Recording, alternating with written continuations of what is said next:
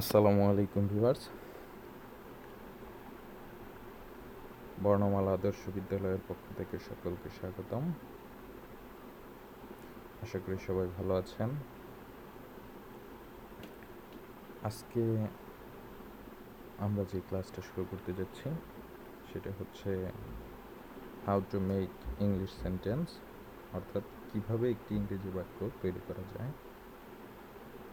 আর তার জন্য আমাদের যে কাজটা আগে করতে হবে, এর আগে আপনাদের জানিয়ে নিই যে আজকে আমরা শুরু করেছি মাত্র প্রথম। আজকে আমাদের যে ক্লাসটা সেটা হবে বেসিক ইংলিশ ক্লাস 1। আর এখানে আমরা শিখতে যাচ্ছি how to make English sentence according to meaning, অর্থাৎ কীভাবে একটি ইংরেজি বাক্য তৈরি করা যায় আর অর্থগত দিক থেকে। আর গঠনগত দিক থেকে যে সেন্টেন্সগুলো আছে সেইগুলো আমরা পরবর্তীতে আলোচনা করব। ওকে, প্রথমে আমরা জেনে নিই যে একটি ইংরেজি বাক্য তৈরি করতে কি কি প্রয়োজন। ওকে, প্রথমে আমরা জেনে নেব যে একটা ইংরেজি বাক্য তৈরি করতে কি কি প্রয়োজন, অর্থাৎ ইংরেজি বাক্য তৈরি করার জন্য কি কি লাগে। আচ্ছা, তাহলে প্রথমে আমাদের যে জিনিসটা দরকার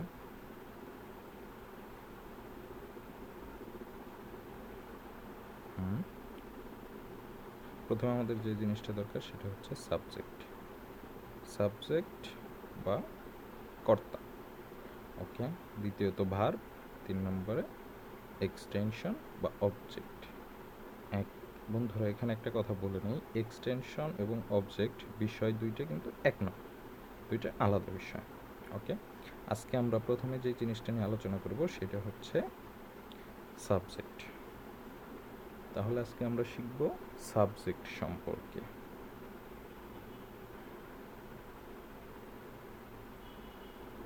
সাবজেক্ট বা কর্তা সম্পর্কে।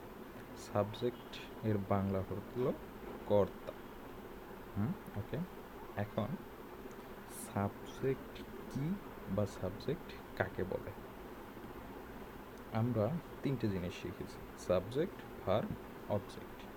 আর এখানে সাবজেক্ট হচ্ছে ভার্বকে কে বা কারা দিয়ে প্রশ্ন করলে যে উত্তর পাওয়া যায় তাকে সাবজেক্ট বলে। যেমন আই অ্যাম এ টিচার, এখানে কে টিচার? আমি, তাহলে subject I. Next, they are playing football, তারা ফুটবল খেলছে। তাহলে কারা ফুটবল খেলছে? তারা, এখানে সাবজেক্ট দিয়ে। তারপর we are going to school, আমরা বিদ্যালয়ে যাচ্ছি। তাহলে এখানে কারা বিদ্যালয়ে যাচ্ছে? আমরা, এর জন্য উই সাবজেক্ট। আবার আমরা দ্বিতীয় সংজ্ঞায় যাই। দ্বিতীয় সংজ্ঞায় আছে ইংরেজি বাক্যে যে ব্যক্তি বা বস্তু সম্পর্কে কোনো কিছু বলা হয় তাকে সাবজেক্ট বলে। যে ব্যক্তি বা বস্তু সম্পর্কে কোনো কিছু বলা হয় তাকে সাবজেক্ট বলে। যেমন রহিম ইজ এ গুড স্টুডেন্ট, এখানে রহিম সম্পর্কে বলছে, এর জন্য রহিম সাবজেক্ট। তারপরে the book is very interesting, the book is very interesting. হ্যাঁ, এখানে বই সম্পর্কে বলছে, এর জন্য the book subject. Okay, next, a good man is always punctual, এখানে গুড ম্যান সম্পর্কে বলছে, এর জন্য এই গুড ম্যান সাবজেক্ট। এরপর আমরা 3 নম্বর সংজ্ঞায় যাই।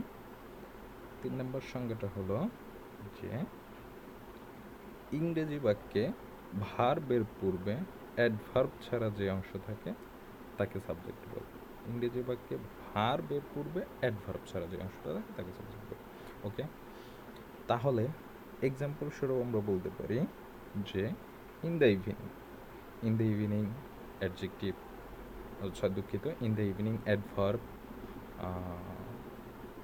Is verb, is going verb, আর এর পূর্বে রয়েছে অ্যাডভার্ব ছাড়া ভার্বের পূর্বে রয়েছে রহিম, ফলে রহিম সাবজেক্ট। ওকে,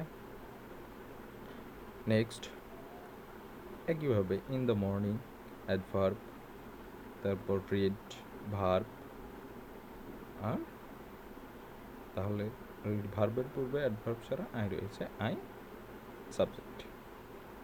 এরপর আসি আমরা, নোটটা হচ্ছে যে পার্টস অফ স্পিচের নাউন বা প্রোনাউনের বেশিরভাগ সময় সাবজেক্ট হিসেবে বসে, বেশিরভাগ সময় না, নাউন বা প্রোনাউনই সাবজেক্ট হিসেবে বসে, অন্যগুলা বসে না। ধন্যবাদ সবাইকে।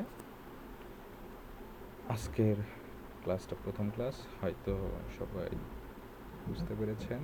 যারা যদি কারো কোনো প্রশ্ন থাকে তাহলে অবশ্যই কমেন্ট সেকশনে জানাবেন, আমরা উত্তর দেওয়ার চেষ্টা করব।